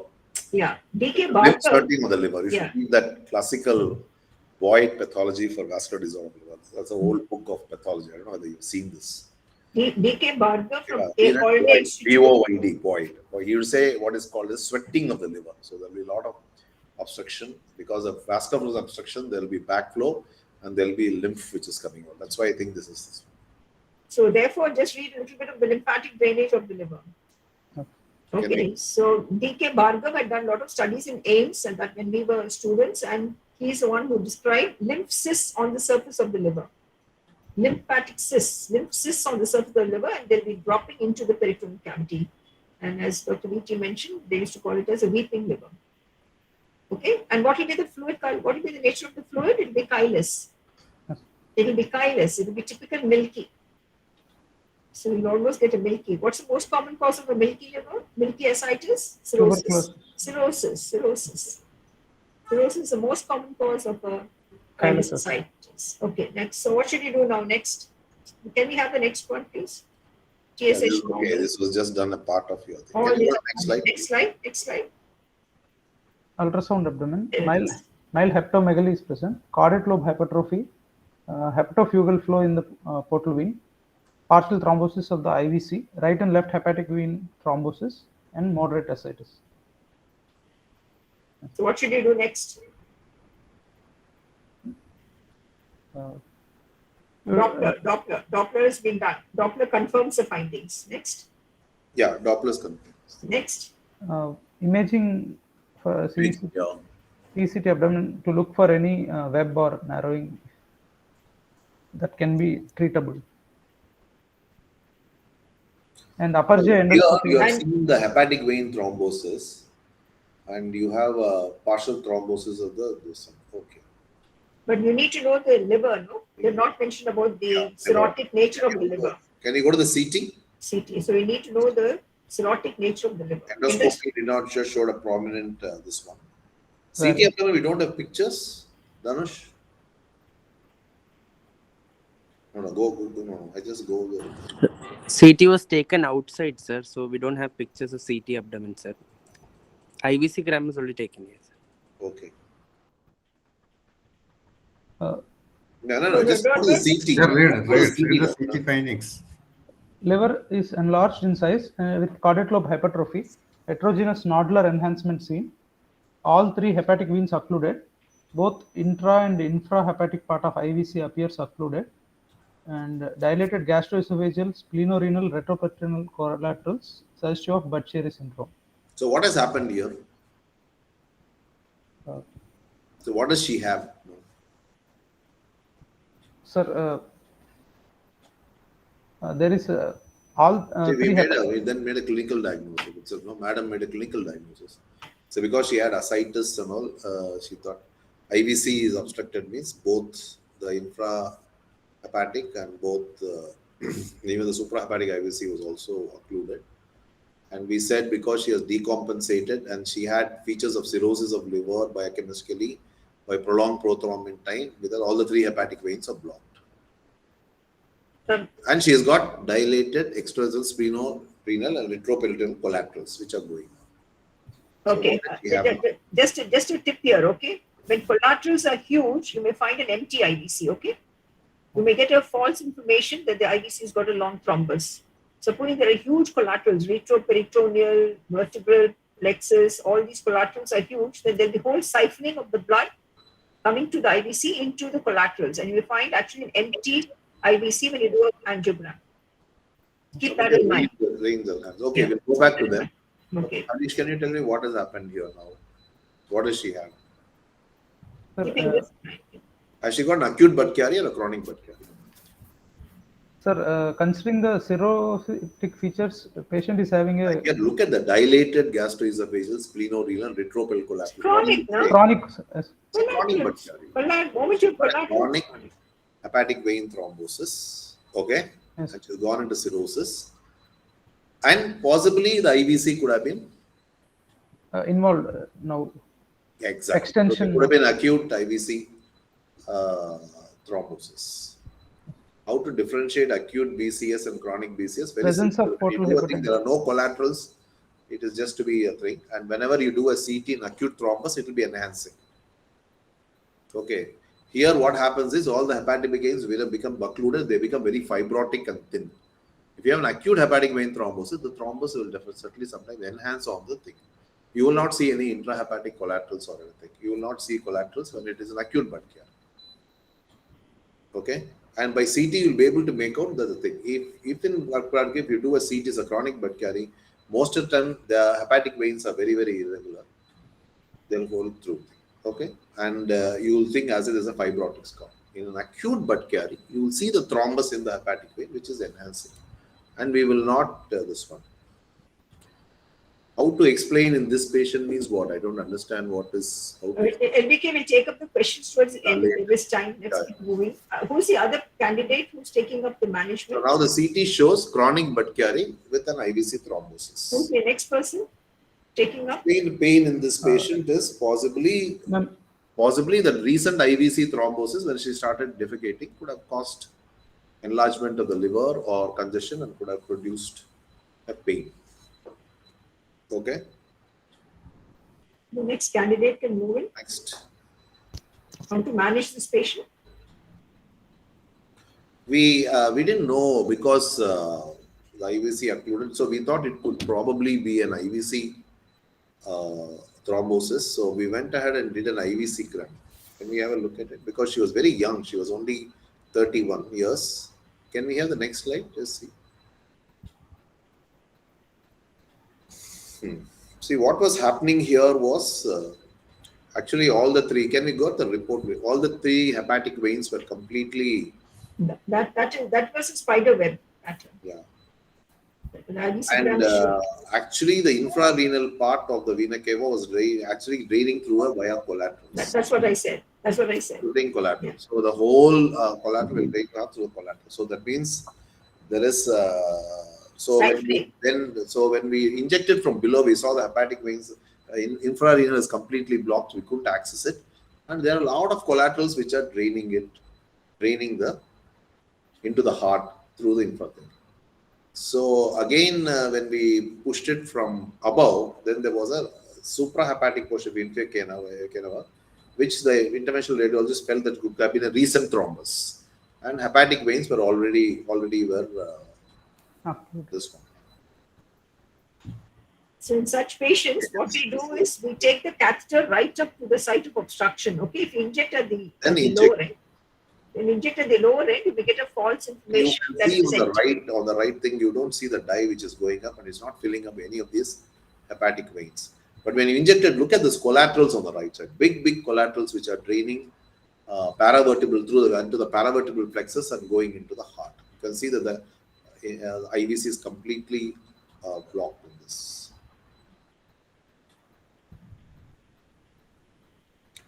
So, okay. So, management we can take up. So anyway, we just did a procoagulant workup on this. Can we show this thing? All negative. Yeah, most of the negative. We are waiting for the JAK2 and JAK2 and this. All other prothrombin gene 2, everything was negative. APLA is weighted, factor V everything weighted. JAK2 is weighted. Can we go to the next slide? Management. How should you manage this patient? Who is next? Harish, you can take up. I think no one wants to volunteer now. Harish, just fight it out. Yes, ma'am. How will you manage this patient? As there is an acute thrombus, we will start the patient on anticoagulant. Yeah, good. So first level one is anticoagulant. Yeah, that's important. Very important. Good. So we started this patient on anticoagulation. How would you do it? Harish, how do you give anticoagulant? Ma'am, I'll start with heparin, ma'am. Then, like over the next 5 days, I'll switch over to warfarin. And the target. How do you give it? See, when a question like this is asked, you have to tell practically how you manage the patient in the ward. No, don't just say I'll give heparin. Then they'll ask what is low molecular weight. Then they'll say what is the dose you gave. Don't make the examiner ask so many questions. Yes, ma'am. Low molecular weight heparin, as per the weight, is like twice a daily, either 40 to 60 units, international units, twice daily. Over the next 5 days, I will How start. do you calculate the dosage? Just remember all these minor questions that we're asking. Ma'am, Practically, how have you managed the case in the last 3 years is what you have to answer. Okay? dose is equal to the weight of the patient. If the patient is 40 kgs, we have to give 40 international units. Like BD dose, ma'am. Morning 40 international units, and again in the evening we have to give 40 international units. Okay, then day 5. If I will start the patient on, I'll do the baseline INR and start the patient on warfarin to maintain a target, starting with the lowest dose and titrate to maintain a dose of INR of 2 to 3. What time of the day you administer warfarin? Usually in the evening 6 What is p.m. the reason? Is there any pharmacological or physiological reason? One is less interactions with the food intake. Second is the timing of the Evening what time? evening 6 p.m. Sir. Okay. Second is the testing. So laboratory testing has timing has to. Yeah, it 6 has p.m. nothing physiological. The only thing is that if the INR is elevated, you have to stop it. So the patient takes in the morning and come to your report, he has already taken that day's tablet, no? Okay, and patient probably come into a complication. So if you already know that it's elevated, you can reduce the dose or alter the dose by evening. So that means ease of controlling the anticoagulation. So it is a simple administrative timing, I would say. And a decision making to stop it. That's Yeah, all. it's a for our decision making, not on a physiological basis or a pharmacological basis. Okay. Then I'll monitor the patient's liver function test and clinically whether there is any deterioration of the liver function. Okay, that is fine. Now, how do you tackle the obstruction? Ma'am, if we can we can pass a catheter and directly do thrombolysis if the patient is still worsening, and tips can also be done if the IVC is patient, but this patient has completely. But here, this patient has got completely obstructed IVC. Anticoagulated her. And she's been put in on oral anticoagulant. She's gone home, but on anticoagulant, she seemed to become better. Her urine output became better. Ascites came down. LFT improved. But and then we thought we'll call her back after 2 weeks and reassess her Doppler and see what will happen. So possibly, so once she opens up, let us see how she responds to treatment. Okay. If she opens up, then she'll be on a long training of warfarin, and possibly that intrahepatic collaterals which is there may compensate her. If she continues to decompensate, what can we do for her? Then we have to evaluate for her liver transplant. Tips is possible in this patient. Sir, if it doesn't open, then it is not possible, sir. It's not possible. It's not possible. Even here also, it may be difficult. Any surgical option?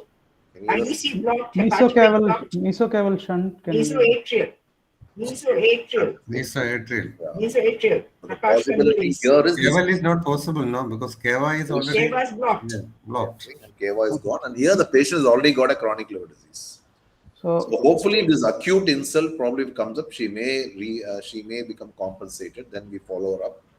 But again, she decompensates. I think the only. Then we have to prepare her for liver transplant. It's a very difficult proposition. Okay, just remember Rotterdam criteria, Clichy's criteria. Yes, need all that. Okay, because IVC is when blocked. you do a transplant here, you don't have an IVC. IVC, yeah. So you need to put a big graft. And you need a graft for that. The IVC has to be replaced. That itself is a topic. No, it's a very difficult surgery in a patient with IVC obstruction. So the questions here will be, that's what, when we're discussing the case, you need to decide when she have a thing. When you feel that she has got a chronic liver disease, has got an acute this one. So clinically itself, the spleen, everything would have been, this all discussed that she's got a chronic liver disease. When she has a chronic liver, then most probably all the three hepatic veins are blocked. Even if a patient has got one hepatic vein which is perfusing the liver, the intrahepatic collaterals will take care and they remain compensated till she gets her problem. Okay. So read all about Buddchiari, how we treat. If she, other thing we can open up is, Some crosswalk is there. she opens up above. You can even try restoration of esophagus. Bilal, please note. So we can even put a hepatic vein thrombosis. We can even put a hepatic vein stenting, but already the infra segment is already, I think, chronically obstructed. So ultimately, she may end up having a transplant. I think that I think interventional radiologist. Anticoagulation, I think it will be almost lifelong. I don't think we can.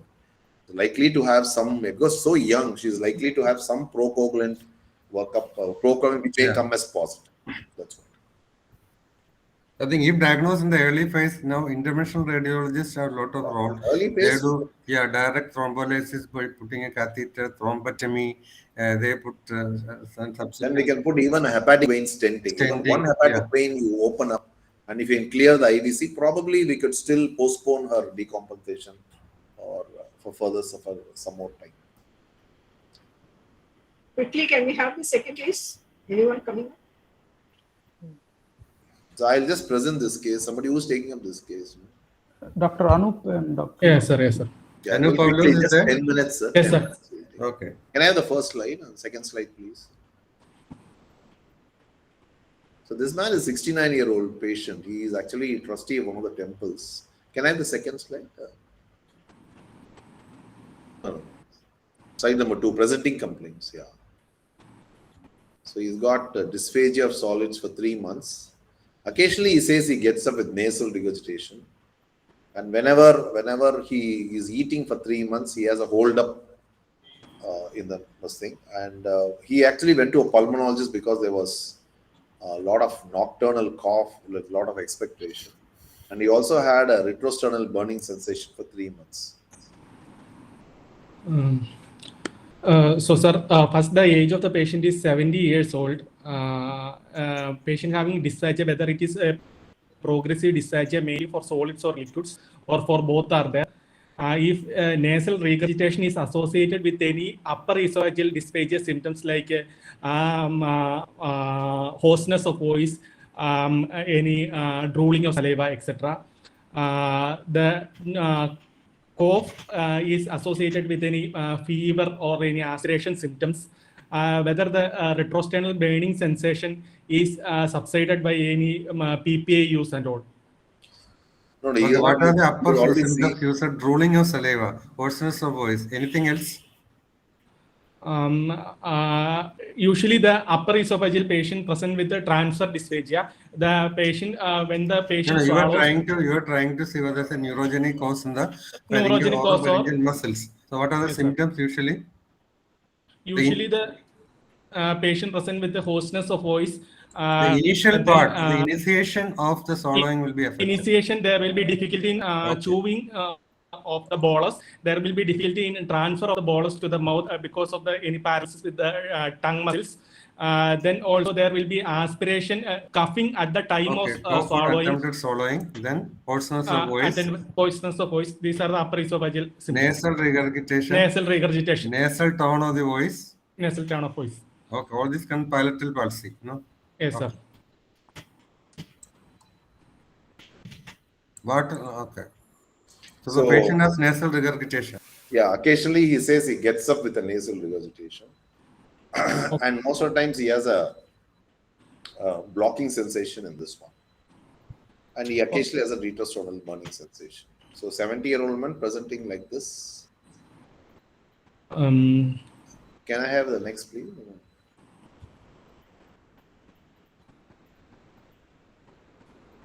So what are the possibilities? Somebody comes here. So you think it can be a neurogenic dysphagia or an obstructive dysphagia, doesn't it? There can be a mechanical obstruction. Mechanical or neurogenic dysphagia. Neurogenic dysphagia, if it is not a muscular problem, if it's a vascular problem, comes very suddenly. And they'll always be, as Masser said, associated with dysphonia or aphonia. Aphonia. He didn't have pseudobulbar palsy symptoms. Cough. He has got cough. Yes, sir. And it was 3 months. Can we have the next slide? So what are the causes of cough in this paper? It may be due to aspiration, one chance. Okay, the aspiration. age is Then 70 years, so chance of malignancy are high. aspiration during swallowing. Okay. Then next Aspiration, is aspiration doing swallowing. Second one is the age is 70 years, so any chances of malignancy with the tracheoesophageal fistula. okay, good. TOF.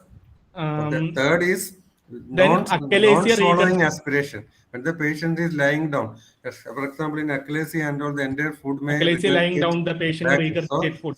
So cough on attempted swallowing, non-swallowing aspiration, and TOF. Okay, great. Okay.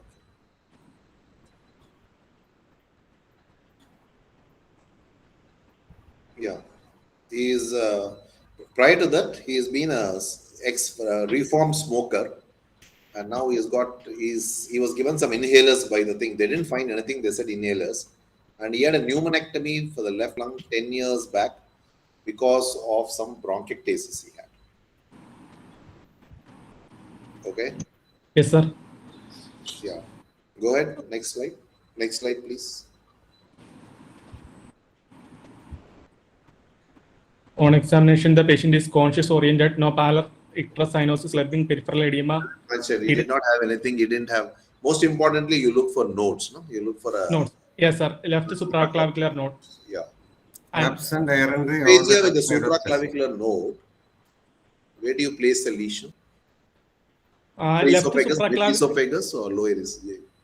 Left supraclavicular node, the lesion can be in the upper or mid esophagus, and in the lower esophagus and cardia, it will be a metastasis. Node comes, then it becomes a G junction growth. Metastasis from means G junction. They have got a dysphagia on the left supraclavicular node. Most of the times it will be in the G junction. G junction, yes, sir, yes, sir. It never goes. Mid esophagus doesn't go to the left supra. Yes. That's something which people keep asking you. So you should know where is this thing. Okay. And of course, on the complete air entry on the left side, because he had a pneumonectomy. So what is the other examination you will do in this patient? Percussion of the mediastinum. Exactly. So then we need to look whether the patient has had any mediastinal shift in this patient. Okay? Yes, sir. So he went, and his main problem 3 months was not able to swallow. So what do you want to do with him next? He has come to you like this. I will percuss the mediastinum. Whether any comes with the dysphagia, regurgitation, hold up block. The first thing is, and we didn't have any suddenness of thing to say it is a neurogenic. It was a vascular stroke or something. What do you do next? I will go for first basic investigations. I will go do a chest X-ray to look for the mediastinal shift, any mediastinal widening, any aspiration pneumonia. Then I will go for the endoscopy, upper GA endoscopy. Next slide, please. It's okay. There's nothing much in this. Can you go ahead? Next slide, please. These are all the investigations he had. Nothing specific. Can move on. Chest X-ray. Go on to a chest X-ray. Upper GA scopy. Just go to the endoscopy first, please. Endoscopy, let me tell you what I saw. So when we did endoscopy, we saw a dilated esophagus. There was no growth. There was no growth. And then I didn't find much of a resistance while going in. And we went in and then found there was nothing in the fundus. But I was not able to take the scope in right up to the duodenum. The stomach was hugely dilated. The stomach was also dilated, and there was nothing else. So there was a dilated stomach. There was a dilated esophagus with mild loss of peristalsis in the mid esophagus.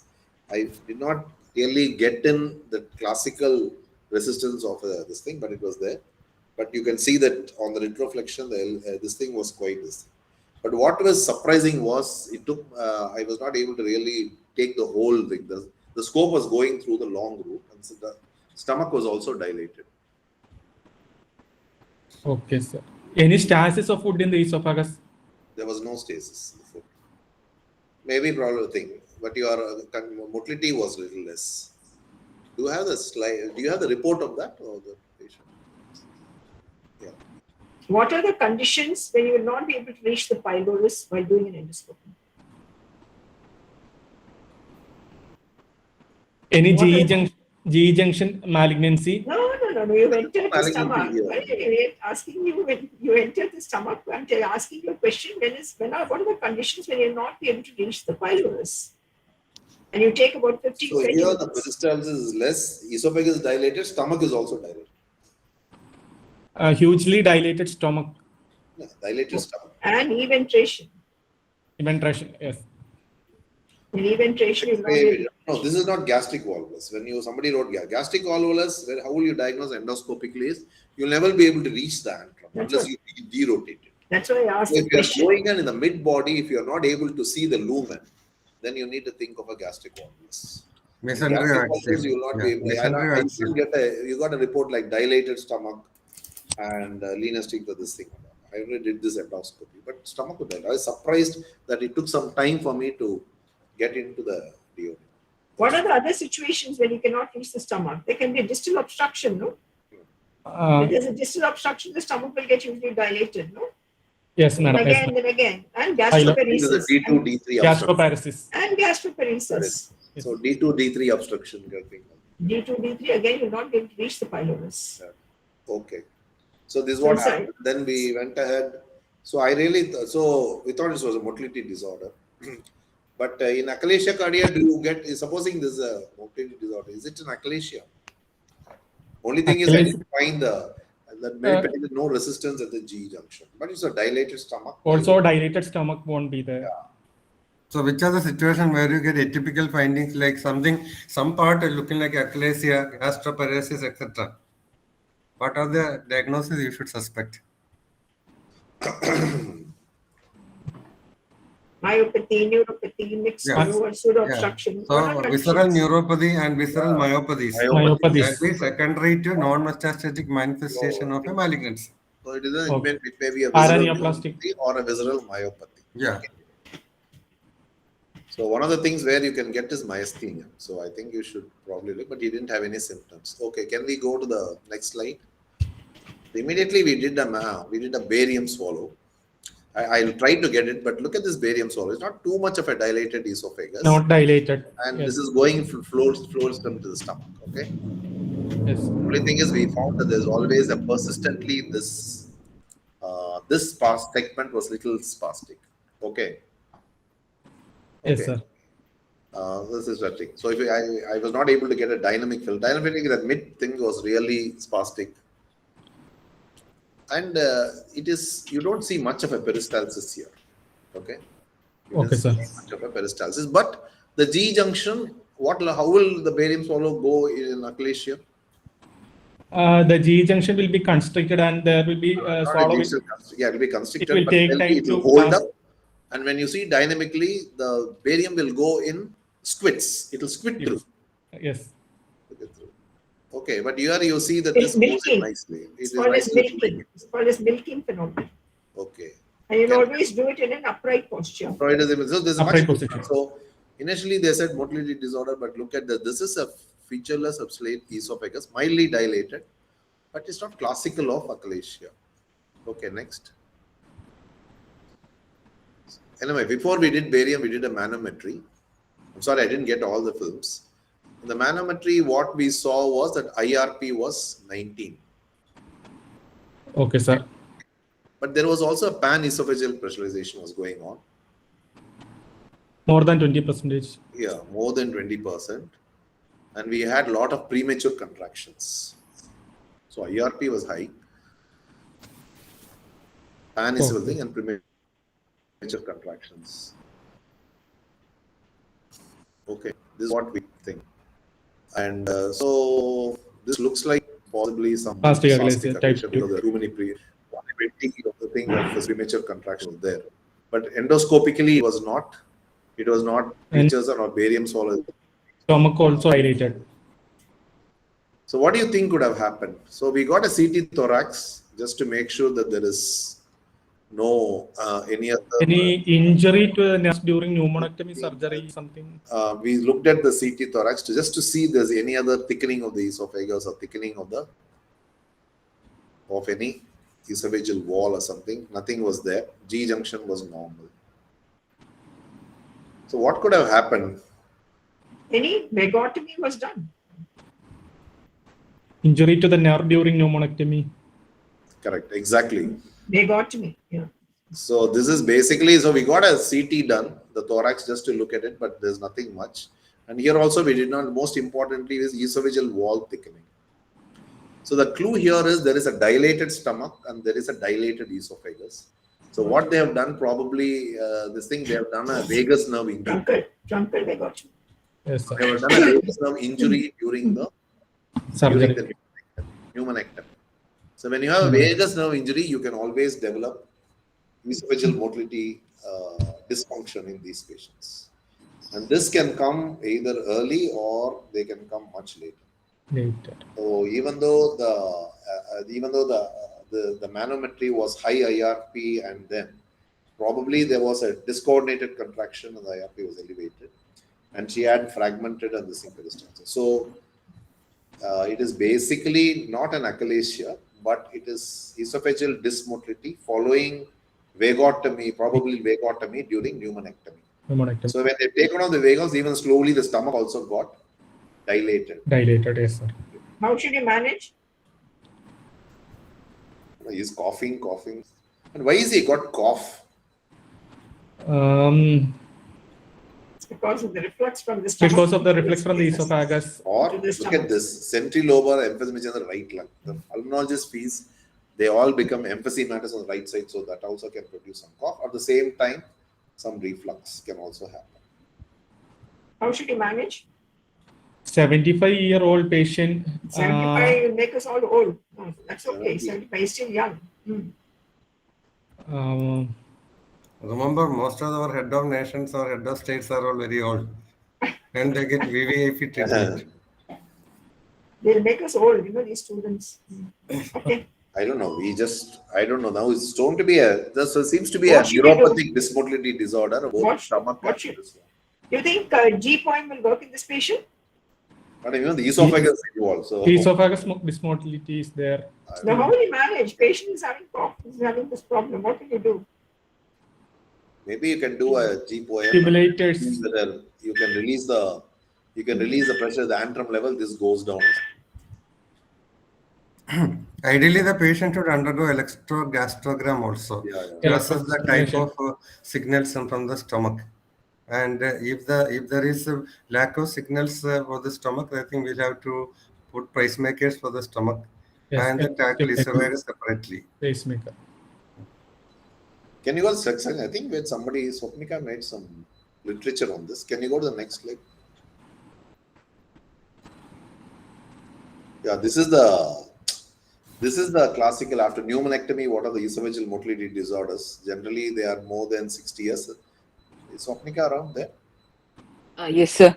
Yeah. Can you go? Yes. Good evening, everyone. The small talk on the changes which I have seen after pneumonectomy. It usually occurs in people who are more than 60 years of age, and the duration of pneumonectomy is after 6 years. The basic mechanisms are injury to the vagal nerves, local ischemia, disturbance of the autonomic nervous system, and in post-op period, there will be scarring of esophagus and mediastinum due to pneumonectomy. And changes are divided under two headings. One is anatomical and physiological. Anatomical, there will be shift of the esophagus to the side of pneumonectomy, and there will be posterior shift, due to which there will be increased upper esophageal and lower esophageal sphincter pressures, reduced esophageal peristalsis, increased amplitude of contraction of peristaltic wave, and incomplete relaxation of sphincters. And there will be delayed gastric emptying. So these can mimic like achalasia in a patient who, after undergoing pneumonectomy, will present with dysphagia.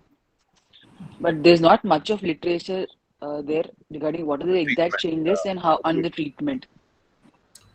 So this is what I think. That is why I think the basal LOS pressure was okay, but I was surprised that this one was also, that IRP was elevated in this.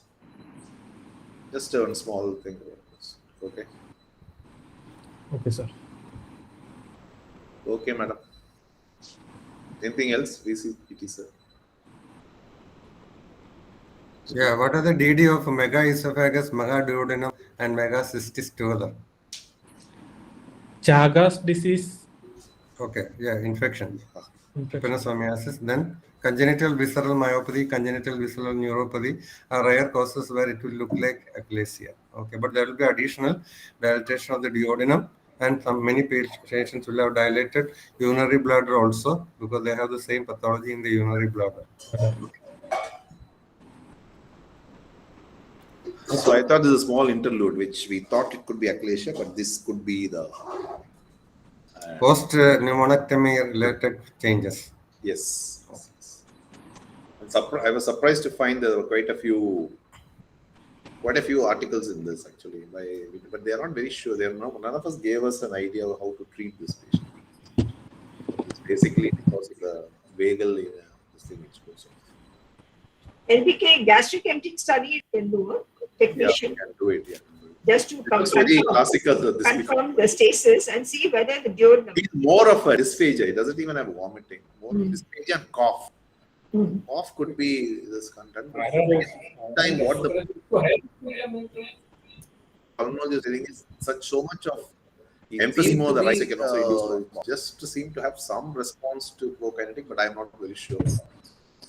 Just we want to present this case so that nobody goes and thinks this is a achalasia and all. So when you take a manometric finding, you take a barium swallow, and I think when you have a dysmotility disorder, you need to take everything into cognizance before you make a diagnosis. The only thing I was thinking was whether to decompress the stomach with the right tube or do a feeding. He's not having that much of symptoms, but the dilated stomach was predominantly on the endoscopy.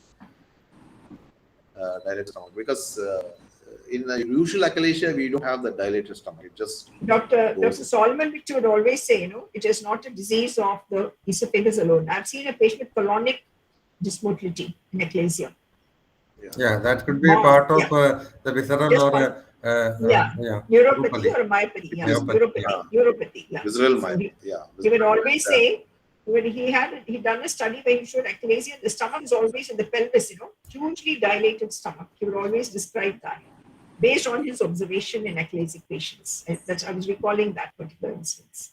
Professor Venkat, can we try cisapride with informed consent? What's it? We can try cisapride, which will act on the esophagus as well as on the stomach. Yeah, but we won't get it, no, sir. It's available in few countries still. 3 countries, okay. But and E.T., what's the plan for next week? I think the students are getting a bit worked up.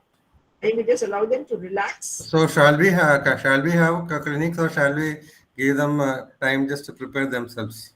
I think so. 2 weeks, Harish, you can take a call. You're the lead person in this session.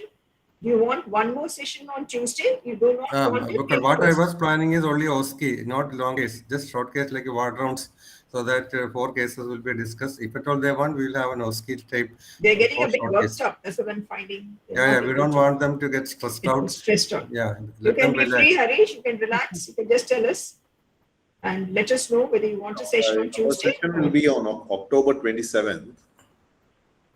No, so I think but it will be too close to the exam, no? LVK, they've already got the dates for the exam. That's on 30th October, and I think some first week, and all the other dates. Let the exams get over, man. That's all. That's all. So I think we'll just close down for 1st of January. That's what I feel. And wish them all the best. Second years and all, no? And that's okay. They'll be appearing for the theory and other things. We'll also take rest. We'll have December off. If you want in November, it's okay, but otherwise take December off. Okay. December we can take off. December we'll take off. November you can continue then Tuesdays and Thursdays. I think the other group which is not going to exam also join here, no? Some of the there are first year, second year, and final years. Who is exam going also? But I think November we can take 2 Thursdays, so we'll just take through some ward round cases and just see 5 cases and finish it. Whatever you say, ma'am. Okay, let them tell us whether we should have it or not. Okay. So as it is now, we are not meeting again in October. No, let them take a call for coming Tuesday first. Okay. I'll discuss with everyone and let you know. It will be, if at all we do, it will be OSCE type 4 cases, short cases, just like what we did today. We'll give you the findings and we'll tell us what's the diagnosis and management aspect. That's all.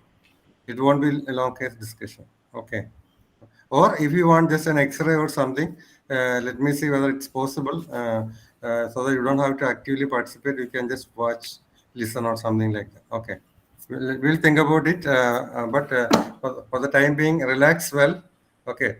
And another thing, sleep well on the previous day of examination. That's very important. Don't wait till 3 a.m. and come with a sleepless night. You sleep very well. Relax. Don't try to read too many things on the previous day. And relax. You be with the family and relax. And do not try to get clues from the center. Don't reach 5 days ahead and sit there and try to get all the cases. Don't do that. The best candidate who does the best performance will be the person who does not do it. Like the case we discussed today, I did not know what the case was, which it did not, but we went in the same direction. So just relax. Harish, you're getting worked up, so just relax. I think I would prefer next 15 days just take off. And we can start. I think Harish did very well today. He targeted on the correct diagnosis. So you did very well. Yeah, you'll do well also. I think we can start the next session on November 1st, week onwards, and leave these 15 days off. Okay. Diwali is also there, so I think we'll just take off for these. Yeah, next week we have Diwali, you know. Yeah. LVK, we start from 1st of November. Sure, and best wishes to all the candidates, and wish you all the best and good luck, and I'm sure you'll all do well. Come out in flying colors. Good luck Thank to you, all of ma'am. you. Thank you, sir. Yeah, all the best to all. We want all of you to come out in flying colors. Yeah, and let us know in case you want something very something that is striking you. You can always come up and tell, but we have it on Tuesday or Thursday. Okay. Any doubts you have, you can collect all. One thing you can do is collect all the doubts and then come up. Even if you're 5 or 10, it's okay, no problem. Yes, ma'am. Yeah. And you can have it on Tuesday and Thursday. Next week we can have on Tuesday and Thursday. Yeah, Tuesday and Thursday. And then stop. Informal, just clear the Clearing doubts. your doubts. Clarify your doubts. Every case you can take up, right from esophagus, stomach. Have all your doubts listed, and you can fire the questions one by one. Okay. And let it come to 4 people, and 4 people can take up the questions of all the participants, so that everyone is not talking. Okay. Okay. It will be basically next Tuesday and Thursday, and with that we conclude for this academic. Okay. Will LBK be available on Tuesday? That is Tuesday is Thursday. I'll come, sir. Thursday, Okay. I've just kept myself. So that will be 18th and Today is a lot 21st. of patients. Answer the doubts. Tuesday is a little. Yeah. In every team. Thursday, I have kept every Thursday off. Harish, if you want one more day also, you let us know.